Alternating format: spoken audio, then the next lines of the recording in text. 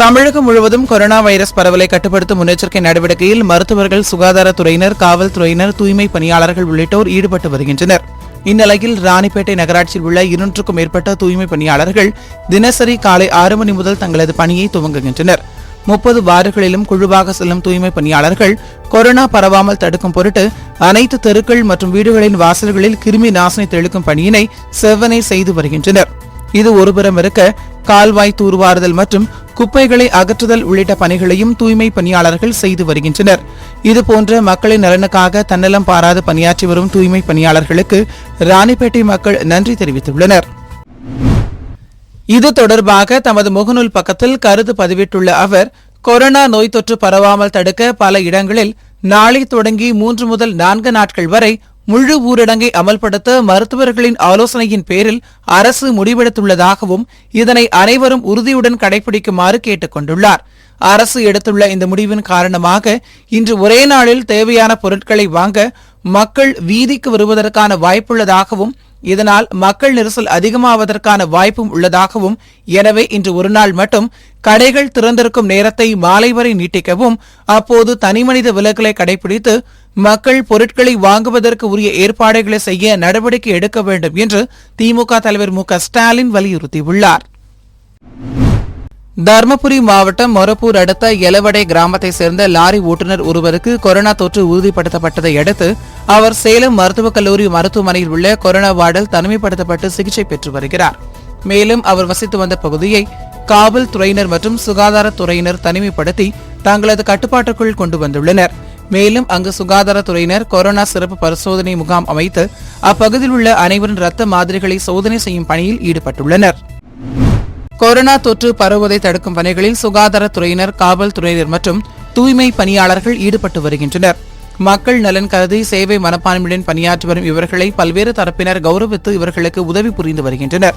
இந்நிலையில் கடலூர் மாவட்டம் காட்டுமன்னார் கோவில் அடுத்த கந்தகுமாரன் ஊராட்சியில் பணிபுரிந்து வரும் தூய்மை பணியாளர்கள் அனைவருக்கும் ஊராட்சி மன்ற நிர்வாகத்தின் சார்பில் அரிசி, மளிகைப் பொருட்கள், காய்கறிகள் மற்றும் பாதுகாப்பு உபகரணங்களான கையுறை, முகக்கவசம் உள்ளிட்டவை வழங்கப்பட்டது.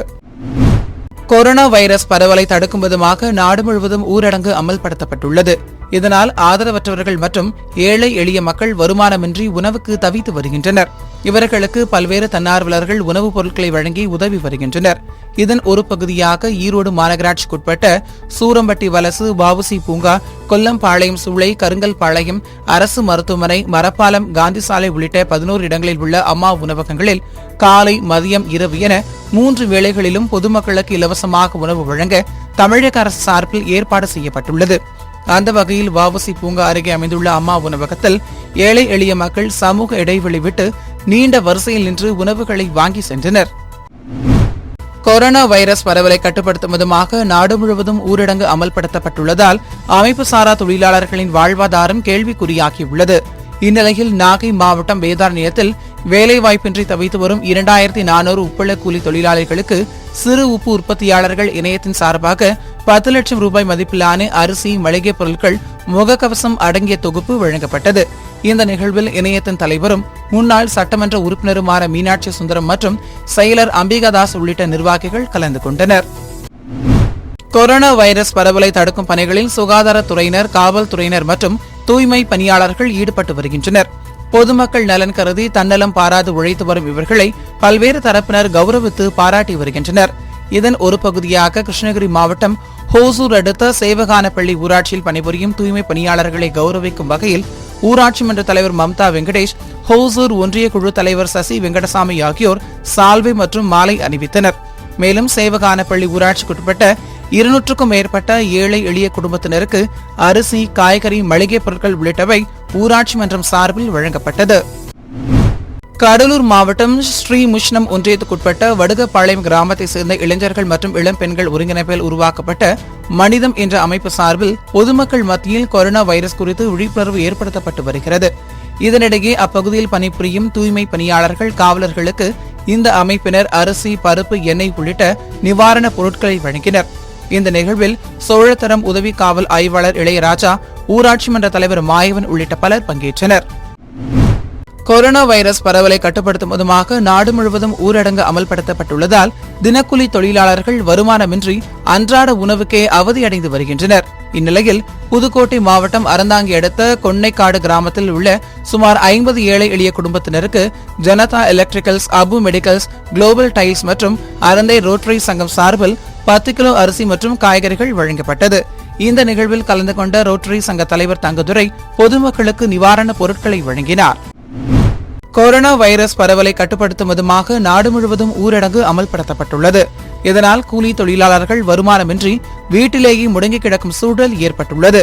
இந்நிலையில் நாகை மாவட்டம் கீரைக்கொலை பகுதியைச் சேர்ந்த ஏழை எளிய மக்கள் தங்களுக்கு அரசு அல்லது தொண்டு நிறுவனம் நிவாரணம் வழங்கி தங்களது வாழ்வாதாரத்தை காக்க வேண்டும் என்று வலியுறுத்தி சமூக இடைவெளியுடன் நீண்ட வரிசையில் நின்று நூதன போராட்டத்தில் ஈடுபட்டனர். இதனால் அப்பகுதியில் சிறிது பரபரப்பு ஏற்பட்டது. அரியலூரில் பணியாற்றும் 250 தூய்மை பணியாளர்களுக்கு அரசு கொறடா தாமரை ராஜேந்திரன் 5 கிலோ அரிசி, பருப்பு மற்றும் காய்கறிகள் அடங்கிய நிவாரணப் பொருட்களை வழங்கினார். மேலும் தூய்மை பணியாளர்களை கௌரவப்படுத்தும் விதமாக அவர்களுக்கு சால்வை அணிவித்து பாராட்டினார். கொரோனா வைரஸ் பரவலை கட்டுப்படுத்தும் விதமாக நாடு முழுவதும் ஊரடங்கு அமல்படுத்தப்பட்டுள்ளதால் மாநிலம் முழுவதும் காவல்துறையினர் ஆங்காங்கே சோதனை சாவடிகள் அமைத்து தீவிர பாதுகாப்பு பணியில் ஈடுபட்டு வருகின்றனர். இந்நிலையில் திருவண்ணாமலை மாவட்டம் வந்தவாசி அடுத்த வயலூர் அருகே காவல்துறையினர் பாதுகாப்பு பணியில் ஈடுபட்டுக் கொண்டிருந்தனர். அப்போது அவ்வழியே வந்த 2 இருசக்கர வாகனங்களை காவல்துறையினர் சோதனை செய்தனர். அப்போது செலரி என்ற வெடி மருந்தும் 950 டெட்டனேட்டர்களையும் தெள்ளாறு காவல்துறையினர் பறிமுதல் செய்தனர். மேலும் வெடி மருந்துகளை எடுத்து சென்ற ராணேந்தல் கிராமத்தைச் சேர்ந்த சின்னதுரை என்பவரையும், பாய்ச்சல் கிராமத்தைச் சேர்ந்த வெங்கடேசன் என்பவரையும் காவல்துறையினர் கைது செய்து அவர்களிடம் விசாரணை மேற்கொண்டு வருகின்றனர்.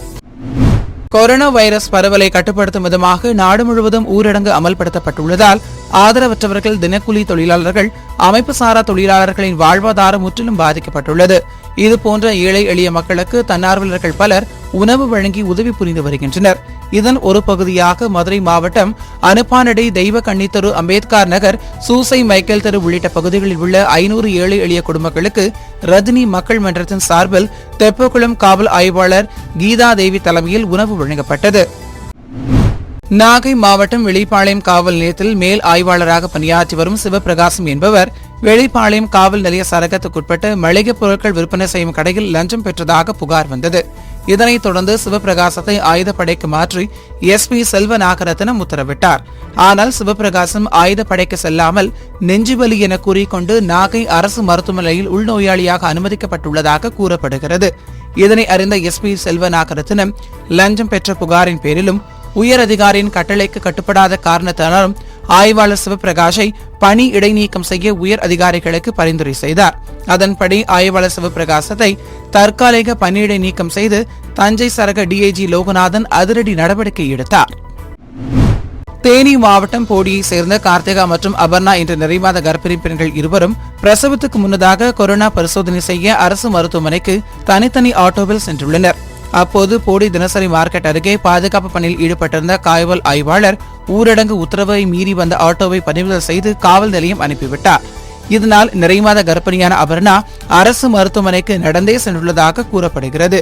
கார்த்திகா வந்த ஆட்டோவையும் வழிமறைத்த காவல் ஆய்வாளர் ஆட்டோ ஓட்டி வந்த இளைஞர் மீது வழக்கு பதிவு செய்துள்ளார்.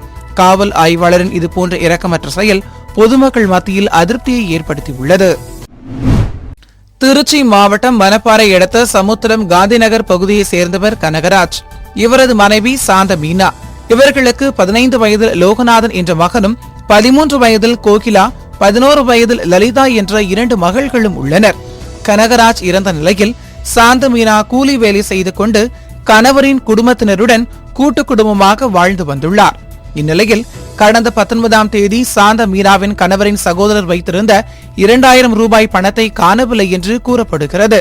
இதனால் ஆத்திரமடைந்த அவர் வீட்டில் இருந்தவர்களை கடுமையாக திட்டியுள்ளார். இதனால் மனமுடைந்த சாந்த மீனா தன்னுடைய மகள்கள் தான் பணத்தை திருடி வைத்துக் கொண்டது போல பேசுகிறார்கள் என எண்ணி 2 மகள்களுக்கும் குளிர்பானத்தில் எலிபேஸ்ட் விஷம் கலந்து கொடுத்துள்ளார். இதனை குடித்த குழந்தைகள் இருவரும் மயங்கி விழுந்துள்ளனர். இதனையடுத்து குழந்தைகள் கோகிலா, லலிதா ஆகிய இருவரையும் மீட்ட உறவினர்கள் சிகிச்சைக்காக திருச்சி அரசு மருத்துவமனையில் அனுமதித்தனர். ஆனால் அவர்கள் சிகிச்சை பலனின்றி பரிதாபமாக உயிர் இழந்தனர். இதனையடுத்து பெற்ற தாயை குழந்தைகளை கொன்றுவிட்டோமே என்ற மனவேதனையில் சாந்தி மீனா சமுத்திரம் கிராம நிர்வாக அதிகாரி சிவகாமியிடம் நேரில் சரணடைந்தார். குழந்தைகளின் தாயை கைது செய்த மணப்பாறை போலீசார் விசாரணை மேற்கொண்டு வருகின்றனர். பெற்ற மகள்களுக்கு தாயை விஷம் கொடுத்து கொலை செய்த சம்பவம் அப்பகுதியில் பெரும் பரபரப்பை ஏற்படுத்தியுள்ளது. சென்னை, கோவை, மதுரை மாநகராட்சிகளில் நாளை காலை 6 மணி முதல் 29ஆம் தேதி இரவு 9 மணி வரை முழு ஊரடங்கு நடைமுறைப்படுத்தப்பட உள்ளதாகவும், சேலம், திருப்பூர் மாநகராட்சிகளில் நாளை காலை 6 மணி முதல் 28ஆம் தேதி இரவு 9 மணி வரை முழு ஊரடங்கு நடைமுறைப்படுத்தப்பட உள்ளதாகவும் முதலமைச்சர் எடப்பாடி பழனிசாமி அறிவித்தார். முழுமையான ஊரடங்கு காலத்தில் அத்தியாவசிய பணிகள் மேற்கொள்ள மட்டுமே அனுமதி அளிக்கப்பட்டுள்ளது. கோயம்பேடு போன்ற மொத்த காய்கறி சந்தைகள் விதிமுறைகளின்படி செயல்படும் என்றும் அறிவிக்கப்பட்டுள்ளது. இந்நிலையில் 4 நாட்களுக்கு கடைகள் ஏதும் இருக்காது என்பதால் மளிகை, காய்கறி போன்ற பொருட்களை வாங்கிக் கொள்ள சென்னையில் பொதுமக்கள் இன்று காலை முதலே குவிந்தனர். சென்னையின் பல இடங்களில் கூட்டம் அதிகமாகவே காணப்பட்டது. நீண்ட வரிசையில் காத்திருந்து தேவையான பொருட்களை மக்கள் வாங்கி சென்றனர். பல இடங்களில் தனிமனித இடைவெளி கடைபிடிக்கப்படவில்லை என்ற குற்றச்சாட்டும் எழுந்துள்ளது. இந்நிலையில் முழு ஊரடங்கு பிறப்பிக்கப்பட்டுள்ள இடங்களில் இன்று மட்டும் அத்தியாவசிய பொருட்களின் கடைகள் 3 மணி வரை திறந்திருக்க அனுமதி அளித்து முதலமைச்சர் எடப்பாடி பழனிசாமி உத்தரவிட்டுள்ளார். இதுகுறித்து முதலமைச்சர் எடப்பாடி பழனிசாமி வெளியிட்டுள்ள செய்திக்குறிப்பில் சென்னை, கோவை, மதுரை, சேலம், திருப்பூர் ஆகிய மாநகராட்சிகளிலும் திருவள்ளூர், செங்கல்பட்டு மற்றும் காஞ்சிபுரம் மாவட்டங்களின் சில பகுதிகளில் நாளை முதல் முழு ஊரடங்கு அமல்படுத்தப்படுவதால் பொதுமக்கள் வசதிக்காக இன்று மட்டும் மளிகை உள்ளிட்ட அத்தியாவசிய பொருட்களின் கடைகள் பிற்பகல் 3 மணி வரை திறந்திருக்க அனுமதி அளிக்கப்படுகிறது. பொதுமக்கள் பொருட்களை வாங்க செல்லும் போது தனி மனித இடைவெளியை பின்பற்றி முழு ஒத்துழைப்பு வழங்க வேண்டும் என்று தெரிவித்துள்ளார். செங்கல்பட்டு மாவட்டம் வண்டலூர் ஊராட்சியில் தூய்மை பணியாளர்கள், தினக்கூலி தொழிலாளர்கள், திருநங்கைகள் உட்பட அனைவருக்கும் வண்டலூர் சட்ட ஒழுங்கு காவல் ஆய்வாளர் பாலாஜி தலைமையில் முகக்கவசங்கள், சானிடைசர், அரிசி, பருப்பு உள்ளிட்ட மளிகை பொருட்கள் வழங்கப்பட்டது. காஞ்சிபுரம் பெருநகராட்சியில் கொரோனா வைரஸ் தொற்று தடுப்பு நடவடிக்கையாக மளிகை பொருட்கள் விற்பனை செய்யும் நடமாடும் வாகனத்தை மாவட்ட ஆட்சியர் பொன்னையா தொடங்கி வைத்தார். மேலும் நடமாடும் இந்த வாகனத்தின் மூலம் விற்பனை செய்யப்படும் அரிசி, பருப்பு, எண்ணெய், பூண்டு, புளி உள்ளிட்ட 21 மளிகை பொருட்களும் தரமானதாகவும் விலை மலிவாகவும் அளிக்கப்படுகிறது என்று மாவட்ட ஆட்சியர் பொன்னையா தெரிவித்தார். இந்நிகழ்ச்சியில் மாவட்ட வருவாய் அலுவலர் சுந்தரமூர்த்தி, சார் ஆட்சியர் சரவணன் உள்ளிட்ட அரசு அலுவலர்கள் பலர் கலந்து கொண்டனர். காஞ்சிபுரம் மாவட்டம் தாம்பரம் அடுத்த மணிமங்கலம் அண்ணாநகரை சேர்ந்தவர் பரசுராமன். இவர் அம்பத்தூரில் உள்ள மருத்துவமனையில் தனக்கு டயாலிசிஸ் செய்வதற்காக மோட்டார் சைக்கிளில் சென்றார். டயாலிசிஸ் முடிந்து வீட்டிற்கு மோட்டார் சைக்கிளில் சென்று கொண்டிருந்த போது மதுரவாயில் அருகே காத்தாடி மாஞ்சானூல் அவரது கழுத்தை பலமாக அறுத்தது. இதில் கழுத்து அறுபட்டு நிலை குலைந்து போன பரசுராமன் நிலை தடுமாறி கீழே விழுந்து இரத்த வெள்ளத்தில் உயிருக்கு போராடி கொண்டிருந்தார். இதையடுத்து அவ்வழியே வந்த சிலர் அவரை பார்த்து அவரை மீட்டு தனியார் மருத்துவமனைக்கு அனுப்பி வைத்தனர். இதுகுறித்து மதுரவாயல் காவல்துறையினர் விசாரணை மேற்கொண்டு வருகின்றனர். கிருஷ்ணகிரி மாவட்டம் ஹோசூர் அடுத்த பாகலூர் கிராமம் சர்ஜாபுரம் சாலையில் ஸ்ரீ விநாயக மெடிக்கல்ஸ் மற்றும் உடல் பரிசோதனை மையம் என்னும் பெயரில் 15 படுக்கைகளுடன் கூடிய மினி மருத்துவமனை ஒன்று இயங்கி வந்தது. இந்த மெடிக்கலில் சூடாபுரத்தை சேர்ந்த முருகேசன் என்கிற இளைஞர் உடல்நலம் சரியில்லாமல் சிகிச்சை பெற்று வீடு திரும்பிய நிலையில் திடீரென உயிர் இழந்ததாக கூறப்படுகிறது. இதனை அடுத்து ஹோசூர் மருந்து கட்டுப்பாட்டு ஆய்வாளர் ராஜீவ் காந்தி, ஹோசூர் அரசு மருத்துவமனை முதன்மை மருத்துவர் பூபதி ஆகிய மருத்துவர்கள் அடங்கிய மருத்துவ குழுவினர் ஸ்ரீ விநாயக மெடிக்கல்ஸ் ஆய்வு மேற்கொண்டு மெடிக்கலின் உரிமையாளரை கைது செய்து மெடிக்கலுக்கு சீல் வைத்தனர். சென்னை, கோவை, மதுரை மாநகராட்சிகளில் நாளை காலை 6 மணி முதல் 29ஆம் தேதி இரவு 9 மணி வரை முழு ஊரடங்கு நடைமுறைப்படுத்தப்பட உள்ளது. இந்நிலையில் மதுரை மாவட்டம் அவனியாபுரம் காய்கறி மார்க்கெட்டில் மக்கள் சமூக இடைவெளியை பின்பற்றாமல் காய்கறிகளையும் பலசரக்கு சாமான்களையும் வாங்கி சென்றனர். காவல்துறையினர் மைக் மூலமாக ஒலிபரப்பிக் கொண்டிருந்த போதிலும் மக்கள் அதனை பொருட்படுத்தாமல் கடைகளில் கூட்டமாக நின்றதால் கொரோனா தொற்று பரவும் அச்சம் ஏற்பட்டுள்ளதாக சமூக ஆர்வலர்கள் தெரிவித்துள்ளனர். கடலூர் மாவட்டம் துறிஞ்சிக்கல்லை ஊராட்சியில் தூய்மை பணியாளர்களுக்கு அத்தியாவசிய பொருட்கள் மற்றும் கபசுர குடிநீர் வழங்கப்பட்டது. இதனை புவனகிரி அதிமுக ஒன்றிய பெருந்தலைவர் சிவபிரகாசம், புவனகிரி வட்டார வளர்ச்சி அலுவலர் ரவிச்சந்திரன், கூட்டமைப்பு தலைவர் கலைச்செல்வி, அண்ணாதுரை ஆகியோர் இணைந்து வழங்கினர். பின்னர் துறிஞ்சிக்கொல்லை ஊராட்சியில் அனைத்து வார்டுகளுக்கும் கபசுர குடிநீர் மற்றும் முகக்கவசம் வீடு வீடாக வழங்கப்பட்டது. சென்னை பல்லாவரம் அடுத்த பம்மல் ஆதம் நகர் பகுதியில் கொரோனா குறித்து பொதுமக்களுக்கு விழிப்புணர்வு ஏற்படுத்தும் வகையில் அப்பகுதியில் உள்ள தன்னார்வலர்கள் கொரோனா படம் வரைந்து விழிப்புணர்வு ஏற்படுத்தினர். இதனால் அப்பகுதியில் வசிக்கும் பொதுமக்கள் தன்னார்வலர்களுக்கு பாராட்டுகள் தெரிவித்தனர். திருவண்ணாமலை மாவட்டம் அத்தியநந்தல் ஊராட்சியில் உள்ள ஏழை எளிய மக்களுக்கு ஊராட்சி மன்றம் மற்றும் Radhai Chaitanya Brindavan trust Arish lighthouse சார்பில் நிவாரணப் பொருட்கள் வழங்கப்பட்டது.